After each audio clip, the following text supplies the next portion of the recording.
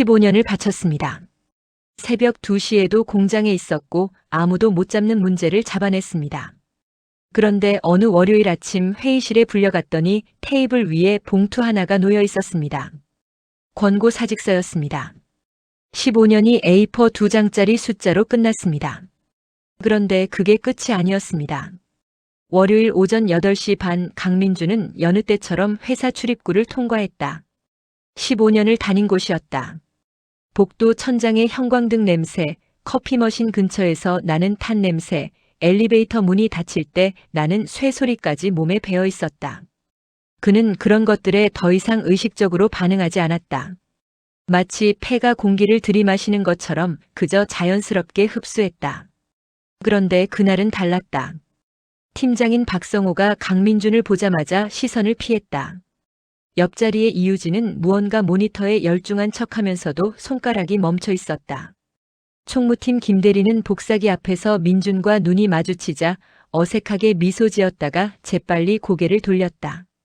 15년 동안 쌓아온 감각이었다.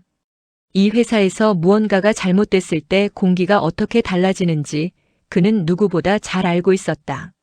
책상에 앉아 컴퓨터를 켰다. 로그인 창이 뜨고 비밀번호를 입력했다. 화면이 붉게 떨렸다. 접속이 거부됐다는 메시지였다. 처음에는 비밀번호를 잘못 입력했나 싶어 다시 쳐봤다. 같은 결과였다. 세 번째 시도에서도 마찬가지였다. 그의 손이 천천히 키보드에서 떨어졌다. 강 대리님, 잠깐 회의실로 오시겠어요? 박성우 팀장이었다. 그의 목소리는 평소보다 낮고 건조했다. 마치 오래 준비해온 대사를 읊는 사람처럼. 회의실 문이 닫히자 박성우 팀장 옆에 인사팀장 류미래가 앉아 있었다. 테이블 위에는 서류 봉투 하나가 놓여 있었다. 강민주는 그 봉투를 보는 순간 더 이상 물어볼 필요가 없다는 것을 알았다. 구조조정입니다. 회사 전략 방향이 바뀌면서 강 대리님 팀 전체가 해당됩니다. 민주는 말없이 봉투를 집어들었다. 안에는 권고사직 동의서와 퇴직 위로금 계산서가 들어있었다. 15년의 시간이 A4 2장짜리 숫자로 환산되어 있었다. 그 숫자가 터무니없이 작은 것도 아니었지만 그렇다고 크지도 않았다. 그저 숫자였다. 사인은 언제까지 받아야 합니까? 이번 주 금요일까지요. 민주는 봉투를 들고 회의실을 나왔다. 책상으로 돌아와 서랍을 열었다. 개인 물품이 많지 않았다. 가족사진 하나, 즐겨 쓰던 샤프 펜슬 2자루, 오래된 명함집. 그것을 작은 종이봉투에 담는 데 채 5분도 걸리지 않았다. 15년의 시간치고는 너무 가벼운 짐이었다. 출입구를 빠져나올 때 민주는 한 번도 뒤를 돌아보지 않았다. 지하철역 계단을 내려가면서 그는 손에 든 종이봉투를 내려다봤다. 오전 10시였다. 평일 낮에 지하철은 한산했다. 노인과 유모차를 끈 젊은 엄마들, 그리고 자신처럼 어딘가에 기댈 곳을 잃어버린 표정의 중년 남자 몇 명이 전부였다. 그는 그들과 같은 종류의 인간이 됐다는 것을 천천히 받아들이기 시작했다. 민준의 이력은 화려하지 않지만 단단한 편이었다. 대학에서 전자공학을 전공하고 병역 특례로 중소반도체 장비사에서 일을 시작했다. 그 회사가 망하자 다음 회사로 또 그 다음 회사로 옮기면서 그는 자신도 모르는 사이에 한 분야의 전문가가 되어 있었다. 반도체 공정 장비의 유지보수와 고장 진단, 그리고 현장 최적화. 사람들이 화려하다고 여기지 않는 분야였지만 현장에서는 없어서는 안 될 일이었다. 문제는 그것이 조직 내에서 눈에 잘 띄지 않는다는 점이었다. 민준이 새벽 2시에 나가 장비를 고쳤어도 보고서 한 줄로 처리됐다. 라인이 멈추지 않은 것은 누군가의 리더십 덕분이라고 여겨졌다. 그가 아무 말도 하지 않았으니 당연한 결과였다. 그는 원래 그런 사람이었다. 말보다 손을 먼저 움직이는 사람. 하지만 그 침묵이 이번에는 그를 버려지게 만들었다. 집에 돌아오니 아내 정수연이 거실에서 홈오피스 업무를 하고 있었다. 그녀는 민준을 보고 시계를 확인했다. 난 12시였다. 왜 이렇게 일찍 와요? 민준은 종이봉투를 식탁 위에 내려놓고 소파에 앉았다. 잘렸어. 정수연의 손가락이 멈췄다. 그녀는 천천히 돌아봤다. 구조조정이야. 팀 전체가. 한동안 침묵이 흘렀다. 정수연은 자리에서 일어나 주방으로 갔다. 물 한 잔을 가져와 민준 앞에 내려놓았다. 그것이 그녀가 할 수 있는 전부였다. 민준도 알았다. 그는 물을 마시며 창밖을 바라봤다. 회색빛 하늘 아래 아파트 단지가 일렬로 서 있었다. 아이들이 놀이터에서 뛰어놀고 있었다. 세상은 아무것도 달라지지 않았다. 그날 밤 민준은 잠들지 못했다. 그는 천장을 바라보며 지난 15년을 되짚었다. 자신이 해온 일들, 해결한 문제들, 새벽 현장에서 혼자 땀 흘리며 고쳐낸 장비들. 그것들이 아무 의미 없는 것이었을까? 아니, 의미가 없는 것이 아니라 그냥 보이지 않았던 것이었다. 보이지 않으면 존재하지 않는 것과 같은 세상에서 그는 너무 오래 침묵했다. 권고사직 동의서에 사인을 한 것은 수요일이었다. 망설이지 않았다. 그 회사에 더 있을 이유가 없었다. 아니, 정확히는 그 회사가 그를 필요로 하지 않는다고 판단한 것이었으니 그도 그 판단에 동의한 것이었다. 나오는 길에 민주는 한 가지를 다짐했다. 다음에는 다르게 살겠다고. 어떻게 다르게 살지는 아직 몰랐다. 하지만 침묵하는 방식만큼은 바꾸겠다고. 그것이 강민준이라는 사람이 다시 시작된 순간이었다. 백수 생활 첫 주는 생각보다 조용했다. 민주는 아침 일찍 일어나 운동을 하고 밥을 먹고 이력서를 열었다가 닫았다. 몇 군데 채용 사이트에 프로필을 올렸지만 연락이 오지 않았다. 그것은 예상한 일이었다. 반도체 공정 장비 유지 보수는 좁은 분야였고 그 분야의 회사들은 대부분 그가 이미 거쳐온 곳들이었다. 둘째 주부터 민주는 낮에 카페에 나가기 시작했다. 집에만 있으면 정수연이 눈치를 받고 그 눈치를 보는 정수연을 보면 민준도 불편했다. 사랑이 없어서가 아니었다. 서로가 서로에게 무언가를 짐처럼 느끼게 되는 것이 두려운 것이었다. 카페에서 민주는 주로 노트에 글을 썼다. 일지 같은 것이었다. 그가 15년 동안 해결했던 문제들, 어떤 장비가 어떤 이유로 고장나는지, 어떤 환경에서 어떤 변수가 생기는지, 사람들이 교과서에서 배우지 못하는 것들, 현장에서만 쌓이는 지식들. 글로 쓰다 보니 생각보다 방대했다. 그는 그것을 처음에는 그냥 심심해서 썼다. 하지만 쓰면 쓸수록 이것이 꽤 귀한 것이라는 생각이 들었다. 셋째 주 민주는 모교 후배 오태연에게 전화를 받았다. 오태연은 작은 반도체 스타트업에서 일하고 있었다. 형, 백수 됐다는 거 들었어요. 우리 회사 한번 와보실래요? 장비 쪽으로 사람이 필요하긴 한데 아직 공식 채용은 아니고요. 민주는 약속을 잡았다. 회사는 경기도 외곽의 허름한 건물에 있었다. 직원 수는 22명. 주력 제품은 반도체 웨이퍼 세정 장비였다. 작은 회사였지만 분위기는 나쁘지 않았다. 사람들 눈에 기운이 있었다. 대표 황진석은 36살이었다. 민준보다 10살 어렸다. 그는 민준의 이력서를 훑으며 질문했다. 주로 어떤 장비 다루셨어요? 건식 식각, CVD 챔버, 웨이퍼 이송 시스템. 고장 진단 쪽은 거의 대부분 다 해봤습니다. 그게 몇 년 됐어요? 15년이요. 황진석은 잠시 민준을 바라봤다. 솔직히 말씀드리면요. 저희가 지금 장비 트러블이 있는데 해결을 못하고 있어요. 세정 챔버 내부에서 파티클이 계속 발생하는데 제조사가 와서 봐도 원인을 못 잡겠다는 거예요. 한번 봐주실 수 있어요? 정식 채용도 아니고 컨설팅 계약도 아니었다. 그냥 한번 봐달라는 것이었다. 민주는 망설이지 않았다. 현장에 들어서자마자 그는 냄새부터 맡았다. 장비를 오래 다룬 사람은 냄새로도 많은 것을 읽는다. 챔버 근처에서 아주 미세하게 탄 냄새가 났다. 전형적인 오링 열화 냄새였다. 그는 장비 로그를 달라고 했다. 로그를 30분쯤 들여다보다가 물었다. 세정 사이클 중에 챔버 압력이 회복되는 타이밍, 여기 이 구간에서 왜 이렇게 느려요? 오태연과 황진석이 서로 쳐다봤다. 제조사가 그건 그냥 개체 차이라고 했는데요. 민주는 고개를 저었다. 아니에요. 이 압력 회복 지연은 가스라인 어딘가에서 미세한 누설이 있다는 신호예요. 거기서 발생한 오염물이 챔버로 역류하면서 파티클이 생기는 겁니다. 2시간 후 민준이 지목한 위치에 오링을 교체했다. 다음 날 테스트 결과 파티클 발생이 멈췄다. 황진석은 그날 저녁 민준에게 식사를 샀다. 형, 우리 회사 와주시겠어요? 정식으로요. 조건이 어떻게 돼요? 황진석은 솔직했다. 솔직히 대기업보다는 많이 낮아요. 근데 저는 형 같은 사람이 필요한 거지 부품처럼 쓸 사람이 필요한 게 아니에요. 민주는 소주잔을 들었다.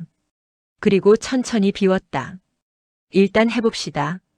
그날 밤 집으로 돌아오는 지하철 안에서 민주는 묘한 감각을 느꼈다. 뭔가 바뀌고 있다는 느낌. 정확히 무엇이 바뀌는지는 몰랐지만 그 파도가 멀리서 오고 있다는 것은 알 수 있었다. 마치 선수들이 경기 전에 감을 느끼듯 오래 현장에 있었던 사람은 흐름의 변화를 몸으로 먼저 안다. 그것이 민준에게는 아직 아무 말도 없이 다가오고 있었다.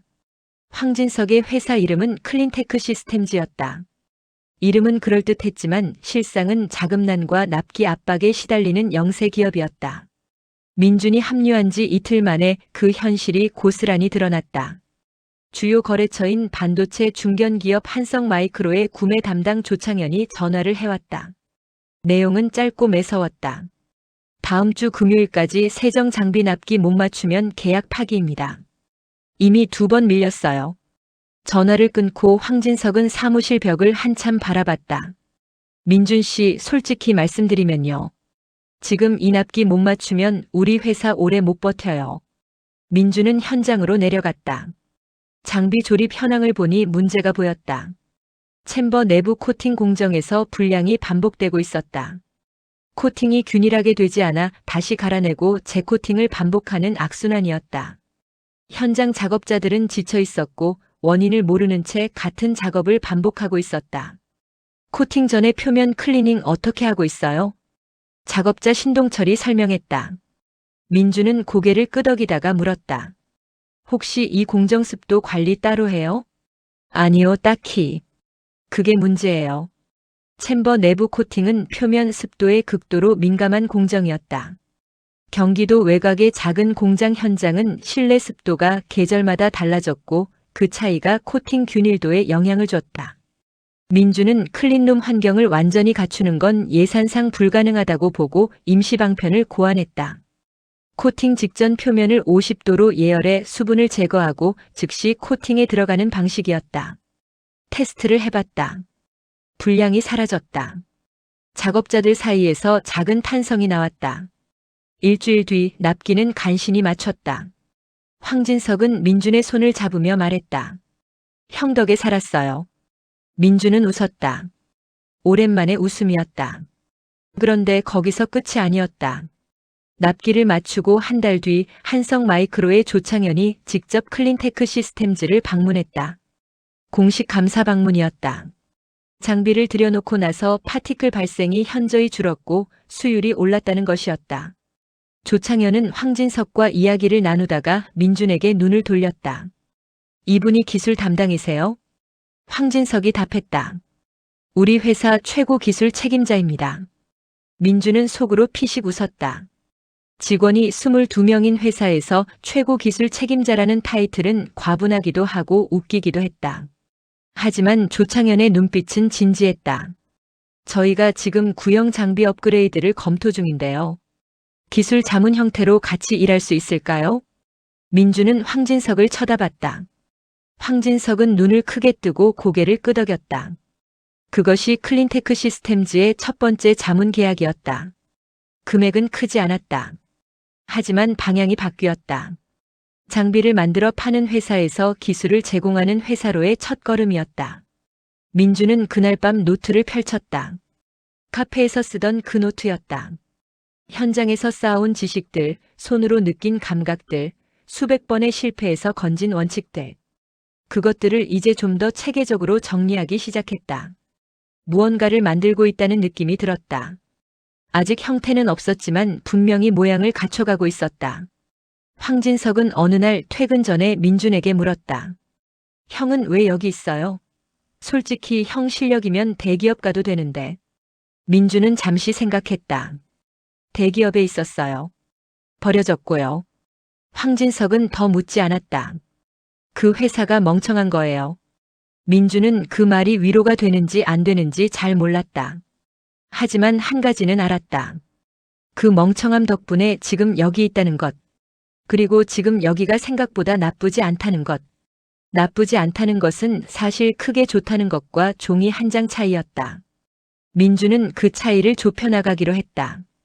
기술 자문 계약 이후 조창현은 민준을 2달에 한 번씩 한성 마이크로 공장으로 초청했다. 공식적인 컨설팅이었다. 민준은 현장을 돌며 문제를 찾아냈다. 오래된 CVD 장비의 균열, 이송 로봇의 정렬 오차, 클린룸 필터 교체 주기 문제. 하나씩 짚어낼 때마다 현장 엔지니어들은 처음에는 반신반의하다가 결과가 나오면 입을 다물었다. 그중 한 명이 이재원이었다.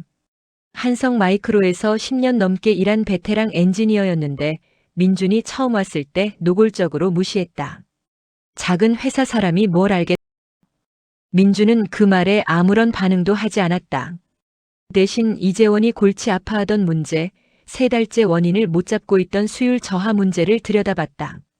2시간 만에 원인을 찾았다. 공정 레시피 상의 문제가 아니라 냉각수 라인 온도 편차였다. 계절이 바뀌면서 외부 냉각탑 효율이 떨어졌고 그것이 챔버 온도 균일도에 영향을 준 것이었다. 교과서에 없는 원인이었다. 10년 현장 경험에서만 나올 수 있는 연결이었다. 이재원은 민준의 분석 보고서를 받아들고 한참 읽었다. 그리고 민준에게 돌아봤다. 어떻게 알았어요? 비슷한 걸 전에 본 적이 있어요. 그날 이후 이재원은 민준을 다르게 대했다.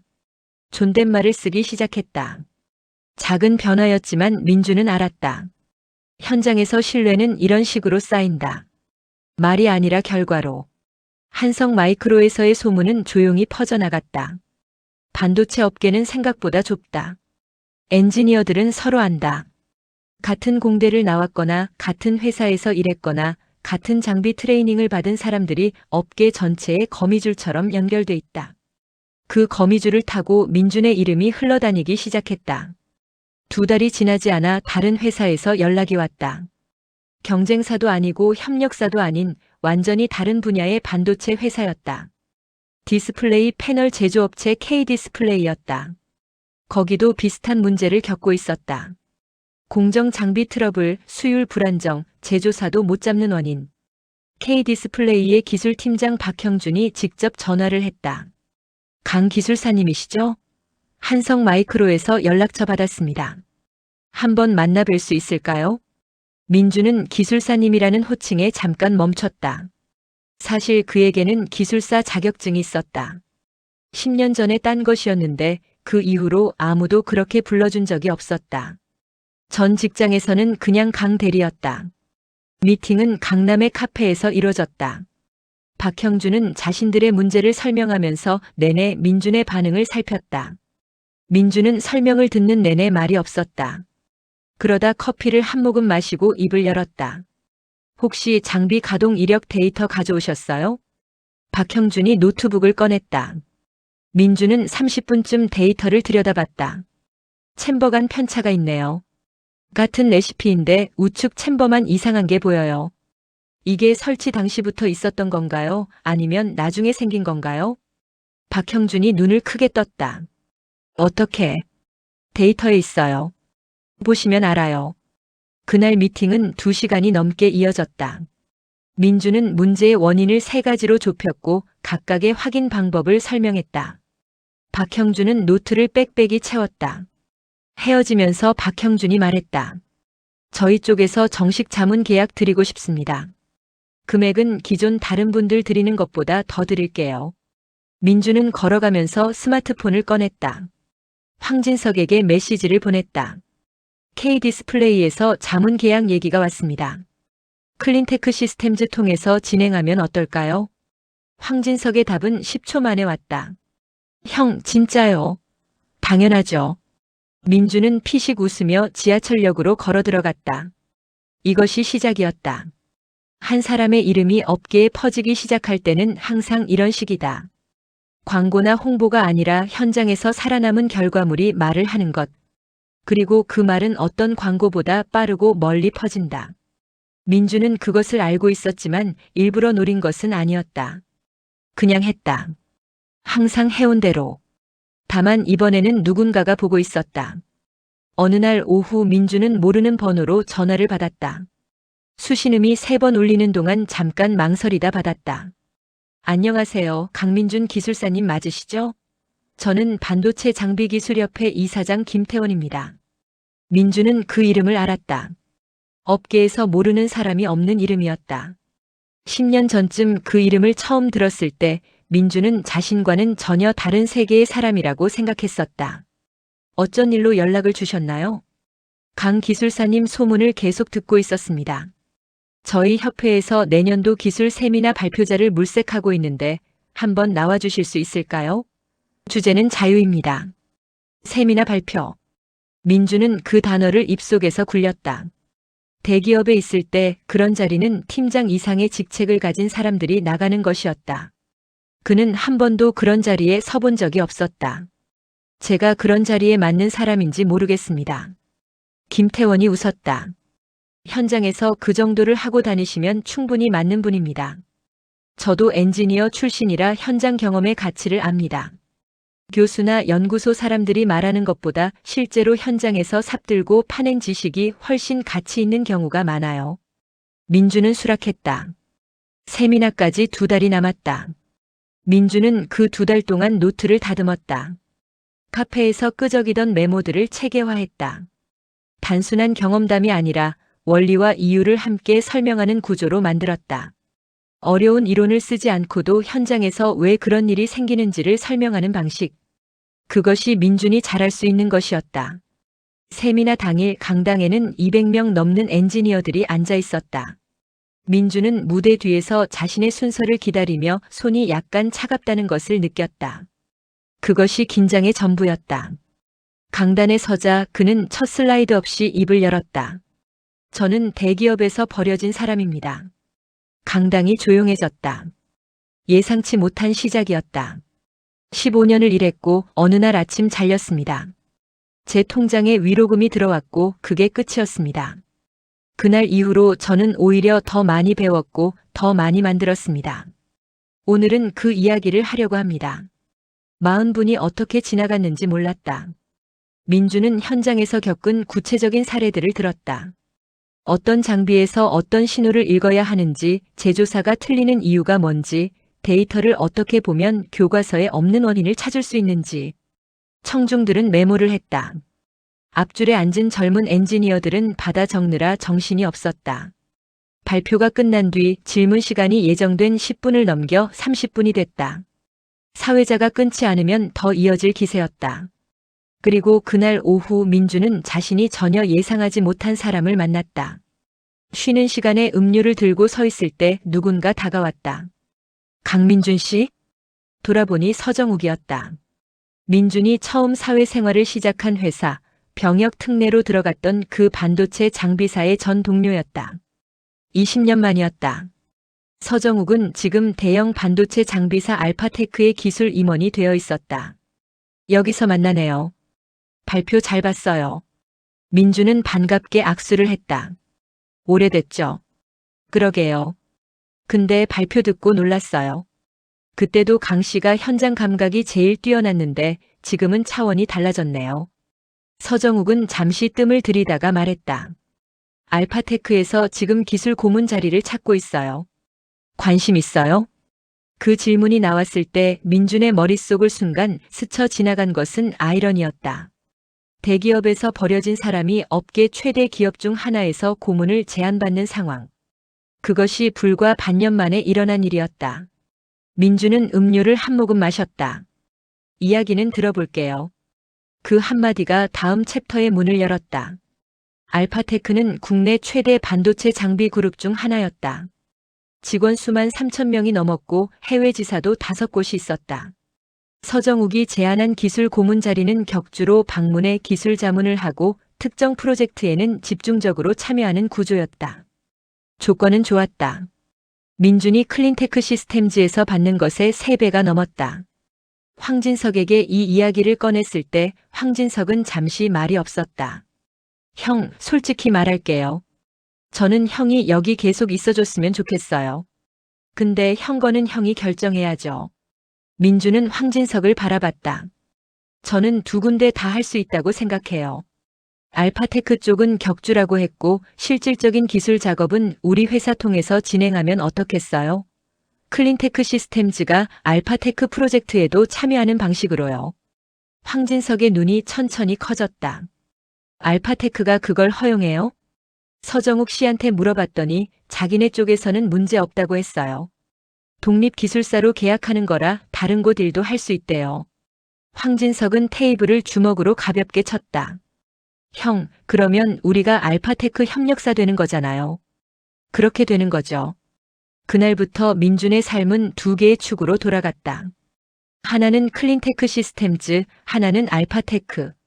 평일은 클린테크에서 현장 기술을 지원했고 격주 화요일에는 알파테크에 들어가 기술 검토 회의에 참석했다. 알파테크 첫 방문날 민주는 회의실에서 예상치 못한 얼굴을 봤다. 박성호였다. 전 직장 팀장이었다. 박성호도 민준을 봤다. 두 사람의 눈이 마주쳤다. 짧은 침묵이 흘렀다. 박성호는 알파테크의 협력사 담당 부장으로 이직해 있었다. 민준을 구조조정 명단에 올린 사람이 이제 민준이 자문하는 회사의 직원이 된 상황이었다. 오랜만이에요, 강 대리. 민준은 잠시 박성호를 바라봤다. 저 이제 대리 아니에요. 박성호는 얼굴이 굳었다. 민준은 더 말하지 않고 자리에 앉았다. 자신을 소개해야 할 차례가 오자 민준은 간단하게 말했다. 클린테크 시스템즈 기술 이사 강민준입니다. 반도체 장비 현장 최적화 전문입니다. 회의실에 있던 알파테크 엔지니어들이 자료를 나눠줬다. 오래된 습식 세정 라인의 업그레이드 방향에 대한 검토 자료였다. 민준은 자료를 훑다가 문제점 하나를 발견했다. 업그레이드 방향이 잘못됐다. 최신 장비 도입보다 기존 라인의 유지보수 사이클 개선이 훨씬 효율적인 상황이었다. 이 방향은 다시 검토하셔야 할 것 같습니다. 회의실이 조용해졌다. 수백억 원 규모의 프로젝트 방향을 첫날 방문한 외부 고문이 뒤집자고 한 것이었다.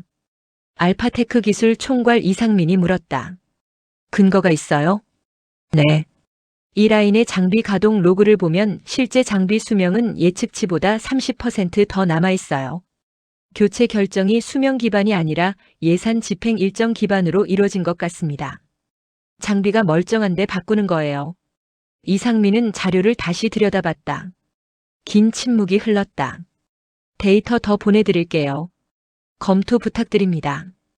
회의가 끝난 뒤 복도에서 박성호가 민준에게 다가왔다. 많이 달라졌네요, 강 대리. 민준은 돌아봤다. 사람은 환경이 바뀌면 달라지더라고요. 그것이 민준이 박성호에게 한 마지막 말이었다. 더 이상의 말이 필요하지 않았다. 분노도 원망도 비꼼도 아니었다. 그냥 사실이었다. 일주일 뒤 알파테크에서 민준의 분석을 받아들였다는 연락이 왔다. 프로젝트 방향을 수정하겠다고. 그리고 그 과정에서 클린테크 시스템즈를 공식 기술 협력사로 등록하고 싶다는 제안이 함께 왔다.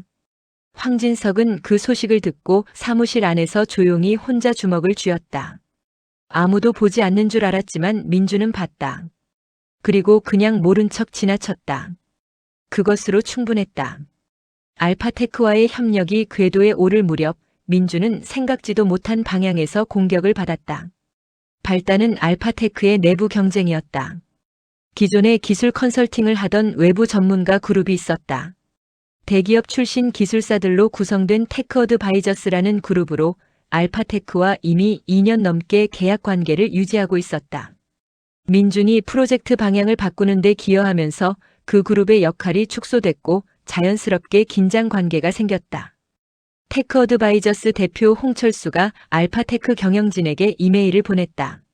내용은 민준의 자격과 경력에 대한 의문을 제기하는 것이었다.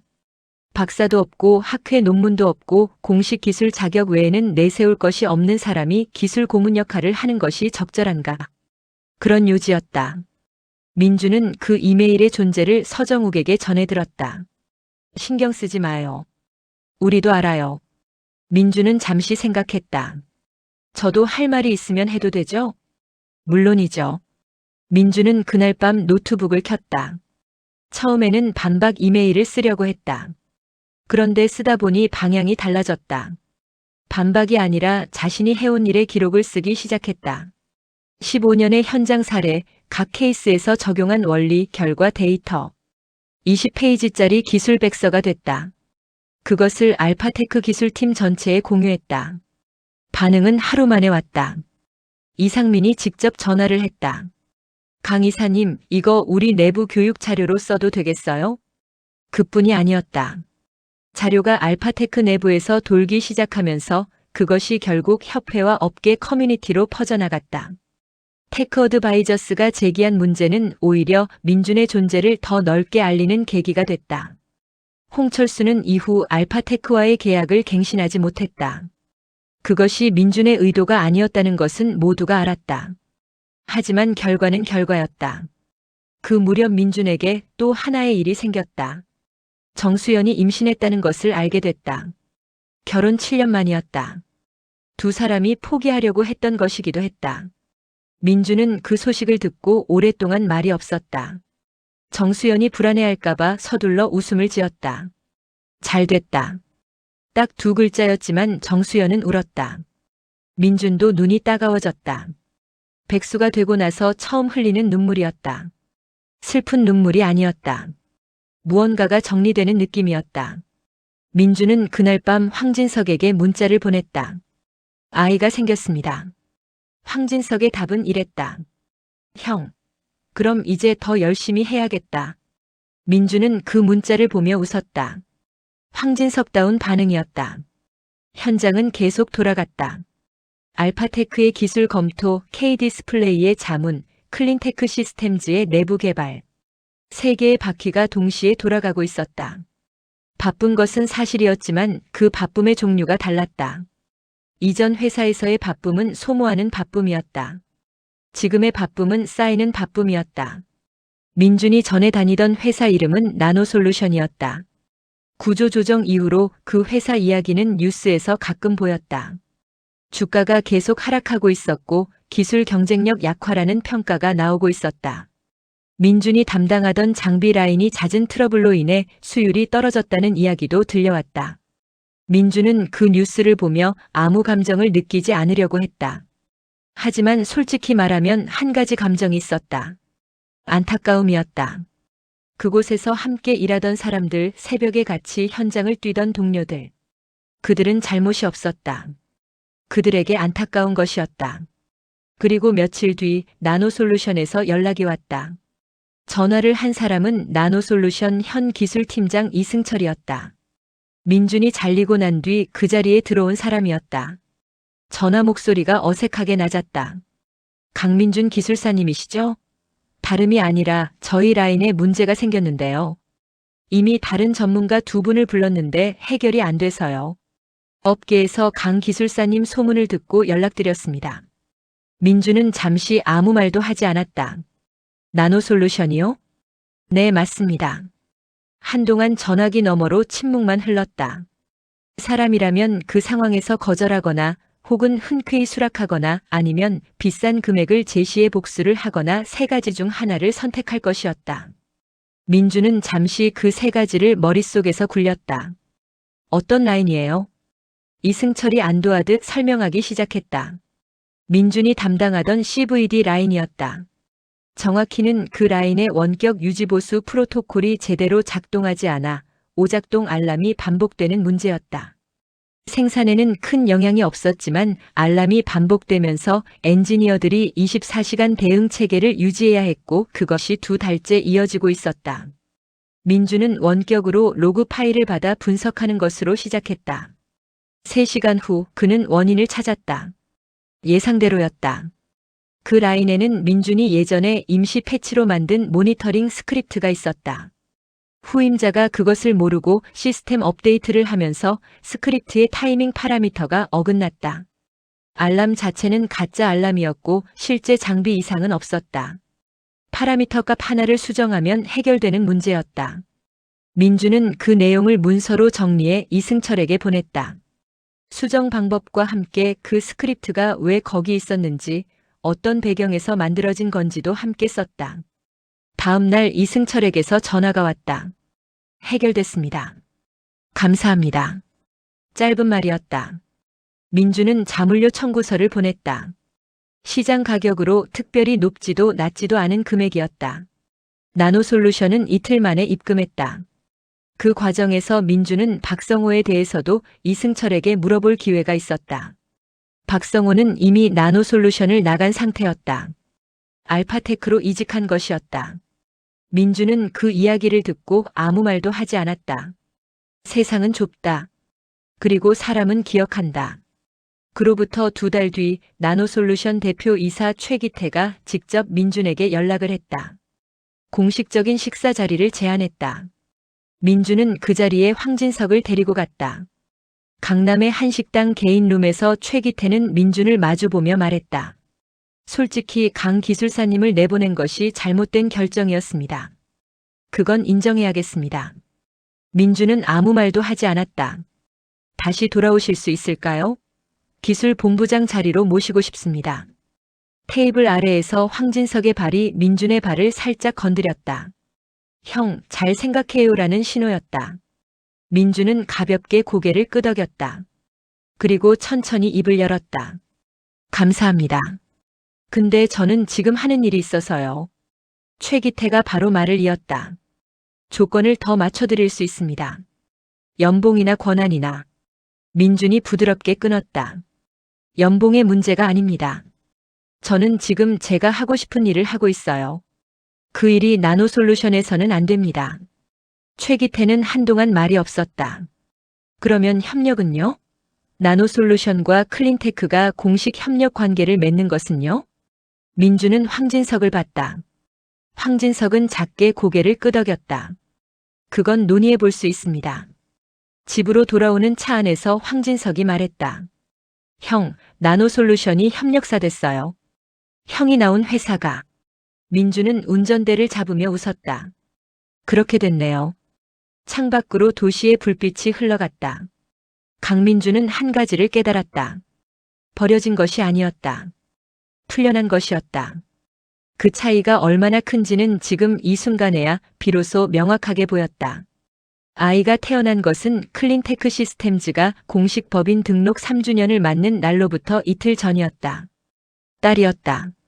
민주는 분만실 앞 복도에서 2시간을 서 있었다. 그 2시간 동안 그는 아무 일도 하지 않았다. 그저 서 있었다. 그것이 그에게는 매우 낯선 상태였다. 간호사가 문을 열고 나왔을 때 민주는 무표정한 얼굴로 걸어 들어갔다. 정수연이 지쳐 누운 상태에서 아이를 보여줬다. 민주는 손을 뻗어 아이의 손가락을 건드렸다. 아이가 손가락을 꽉 쥐었다. 그 순간 민준의 눈에서 눈물이 흘렀다. 닦지 않았다. 이름은 뭐로 할까요? 정수연이 물었다. 민서. 강민서. 정수연이 웃었다. 아이가 태어난 뒤 민준의 일상은 더 바빠졌지만 더 명확해졌다. 무엇을 위해 하는지가 분명해졌다는 뜻이었다. 애매한 순간에도 이유가 있었다. 그 즈음 반도체 장비기술협회에서 연락이 다시 왔다. 이번에는 세미나가 아니었다. 협회 산하기술 교육 프로그램의 교육위원 자리를 제안했다. 정기적으로 현장 엔지니어들을 대상으로 교육을 진행하는 역할이었다. 민주는 수락했다. 처음에는 월 1회 강의였다. 수강생은 15명이었다. 그런데 2번째 강의부터 대기자가 생겼다. 3번째 강의 때는 자리가 모자라 온라인 중계를 해야 했다. 이유는 단순했다. 민준의 강의에는 이론이 없었다. 정확히는 이론이 없는 게 아니라 이론이 현장 경험 안에 녹아 있었다. 왜 이렇게 되냐면요라는 말 다음에 나오는 설명이 교수들이 쓰는 수식이 아니라 현장에서 몸으로 배운 감각의 언어였다. 수강생들은 그것에 반응했다. 강의 후기 중 가장 자주 나온 말은 이것이었다. 드디어 내가 왜 이걸 하는지 알 것 같다. 민준에게 그 후기는 어떤 상도 수상보다 값졌다. 그 교육 프로그램이 알려지면서 일이 또 하나 생겼다. 한 온라인 플랫폼 회사에서 연락을 해왔다. 기술 전문 온라인 강의를 만들어 보자는 제안이었다. 민주는 처음에 거절했다. 강의를 만드는 것보다 현장에 있는 게 더 가치 있다고 생각했기 때문이었다. 그런데 황진석이 다른 시각을 제시했다. 형, 강의가 나가면 형 이름이 업계에서 더 깊이 박혀요. 그게 결국 우리한테도 일이 더 오는 거잖아요. 강의하는데 시간 다 쓰면 현장이 흔들려요. 처음에 형이 카페에서 쓰던 노트 있잖아요. 그거 그대로 강의로 만들면 되지 않아요? 이미 다 있는 거잖아요. 민주는 그 말에 잠시 멈췄다. 황진석의 말이 맞았다. 그는 이미 수년치의 지식을 노트에 담아뒀다. 그것을 정리하면 됐다. 결국 온라인 강의는 만들어졌다. 제목은 단순했다. 현장 엔지니어의 장비 진단 실무. 사전 예약만 2,000명을 넘겼다. 플랫폼 회사 담당자는 이런 반응은 처음이라고 했다. 강의가 공개된 날 민주는 업무를 하다가 메시지를 받았다. 알 수 없는 번호에서였다. 강민준 기술사님, 저 나노솔루션에서 신입으로 입사한 김지훈입니다. 강의 듣고 너무 좋아서 연락드렸습니다. 사실 강 기술사님이 전에 이 회사 다니셨던 거 알아요. 저는 강 기술사님이 우리 회사에서 일한 게 자랑스럽습니다. 민주는 그 메시지를 2번 읽었다. 그리고 3번 읽었다. 답장을 썼다. 열심히 하세요. 현장을 떠나지 마세요. 짧은 답장이었지만 민준이 하고 싶은 말의 전부였다. 세상이 바뀌는 방식은 2가지다. 위에서부터 내려오거나 현장에서부터 올라오거나. 민준이 선택한 것은 언제나 후자였다. 그것이 더 느리지만 더 오래가는 방식이라는 것을 그는 알았다. 이름이 된다는 것은 화려한 자리에 오르는 것이 아니었다. 자신이 지나간 곳에서 무언가가 달라지는 것이었다. 민주는 이제 그것을 알고 있었다. 클린테크 시스템즈가 창립 5주년을 맞는 해, 직원 수는 22명에서 68명으로 늘어났다. 황진석은 여전히 대표였고 민주는 공동 창업자의 준하는 기술 이사로 회사의 뼈대를 이루고 있었다. 그해 봄 민주는 반도체 장비기술협회 올해의 기술인 상을 받았다. 시상식은 서울 코엑스에서 열렸다. 객석에는 정수연과 5살이 된 강민서가 앉아 있었다. 민서는 아빠가 상을 받는 무대를 보면서 박수를 쳤다. 아직 이해는 못했지만 기뻐서 박수를 쳤다. 민주는 수상 소감을 말하며 마이크 앞에 섰다. 저는 이 업계에서 사람들이 눈여겨보지 않는 일을 해왔습니다. 새벽에 혼자 공장에 들어가 장비를 고치고 남들이 원인을 못 찾는 문제를 들여다봤습니다. 그것이 보람 있었습니다. 아무도 알아주지 않아도요. 그런데 어느 날 잘렸습니다. 객석이 조용해졌다. 그 뒤로 알게 됐습니다. 보이지 않는 것이 없는 게 아니라는 걸. 다만 아직 발견되지 않은 것이라는 걸. 저는 여전히 같은 일을 하고 있습니다. 달라진 것은 제가 이제 그 일의 이름을 알고 있다는 것입니다. 그게 전부입니다. 짧은 소감이었다. 박수 소리가 강당을 채웠다. 시상식이 끝나고 로비에서 민주는 여러 사람을 만났다. 알파테크의 이상민, 한성마이크로의 조창현, K디스플레이의 박형준. 그들은 각각 민준에게 악수를 청하며 축하를 전했다. 그리고 행사장 구석에서 예상치 못한 사람이 다가왔다. 나노솔루션 대표 최기태였다. 축하합니다, 강 기술사님. 감사합니다. 그 사람을 내보낸 게 지금도 아쉽습니다. 민주는 고개를 끄덕였다. 아무 말도 하지 않았다. 최기태도 더 말하지 않았다. 2 사람은 짧은 악수를 나누고 각자의 자리로 돌아갔다. 일상으로 돌아오는 길은 항상 같았다. 현장이 있었고 문제가 있었고 해결이 있었다. 사람들이 화려하다고 생각하는 세계는 민준에게 낯설었다. 그는 수상 다음 날 아침 일찍 경기도 공장에 들어갔다. K디스플레이 협력사 라인에서 새벽에 알람이 울렸다는 연락이 와 있었다. 장갑을 끼고 챔버 앞에 쪼그려 앉았다. 냄새를 맡았다. 로그를 열었다. 뒤에서 젊은 엔지니어 박재호가 다가왔다. 강 이사님, 어젯밤 시상식에서 상 받으셨잖아요. 오늘 이런데 안 오셔도 될 것 같은데요. 민준이 돌아봤다. 왜요? 그냥 이제 이런 건 저희가 해야 하는 거 아닌가 해서요. 나중에 박 씨가 직접 할 수 있게 되면 나는 안 와도 되겠죠. 아직은 같이 봐야 해요. 박재호는 무릎을 꿇고 민준 옆에 쪼그려 앉았다. 그것이 민준이 가르치는 방식이었다. 강단이 아니라 현장에서, 말이 아니라 옆에서. 그의 스승이 없었기 때문에 그는 스스로 그것을 만들었다. 그리고 그것을 다음 사람에게 전했다. 강민준이 업계에서 버려진 것은 사실이었다. 하지만 그 버려짐이 그를 자유롭게 했다. 조직의 울타리 안에서는 보이지 않던 것들이 밖에서는 선명하게 보였다. 그는 그 시야로 일했고 그 일이 업계를 조금씩 바꿨다. 유명한 방식은 아니었다. 화려하지도 않았다. 누군가는 그것을 보고 너무 조용한 방식이라고 했다. 민준은 그 말에 웃었다. 현장은 항상 조용하다. 기계가 돌아가는 소리, 냉각수가 흐르는 소리, 고압가스가 흐르는 소리. 그 소리 안에서 귀를 기울이는 사람만이 문제를 듣는다. 그것이 민준이 15년을 배운 것이었고 버려진 이후에도 놓지 않은 것이었다. 황진석이 사무실에서 민준에게 말한 적이 있었다. 형, 우리 회사 이제 꽤 됐어요. 뭔가 더 크게 가고 싶어요. 민준이 물었다. 크다는 게 뭔데요? 황진석은 잠시 생각했다. 모르겠어요. 형은 알아요? 민준은 창밖을 바라봤다. 사람들이 우리가 한 일 덕분에 잘 됐다는 거 알게 되는 것? 그게 크게 되는 거 아닐까요? 황진석은 고개를 끄덕였다. 그것으로 방향이 정해졌다. 강민준의 이야기는 드라마틱하지 않다. 하루아침에 역전되지도 않았고 모든 것이 계획대로 이루어지지도 않았다. 그저 한 사람이 자신이 잘하는 일을 계속했고 그 일이 쌓였다. 쌓인 것은 결국 무게를 가지게 됐고 그 무게가 세상을 조금씩 움직였다. 버려진 자가 세상을 바꾸는 방법은 거창하지 않다. 버려진 자리에서 다시 일어나 이번에는 자신이 원하는 방향으로 걷는 것. 그것이 전부다. 그리고 그 전부가 생각보다 훨씬 멀리 간다. 강민서는 6살이 됐을 때 아빠에게 물었다. 아빠는 뭐 해? 민주는 잠시 생각하다가 답했다. 기계 아픈 거 고쳐주는 사람. 민서가 고개를 끄덕였다. 그럼 기계 의사다. 민주는 그 말이 어떤 화려한 직함보다 맞는 말이라고 생각했다. 그리고 웃었다.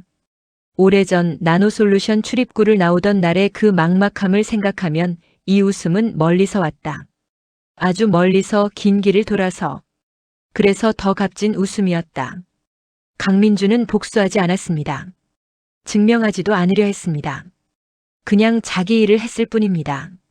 그런데 세상이 먼저 찾아왔습니다. 자신을 버린 회사가 SOS를 쳤고 업계가 그의 이름을 불렀습니다. 버려졌다고 느끼는 분들께 이 이야기를 드립니다. 버려진 게 아닐 수 있습니다. 풀려난 것일 수 있습니다. 공감되셨다면 구독과 좋아요가 이 이야기를 더 많은 분들께 닿게 해줍니다. 끝까지 읽어주셔서 감사합니다.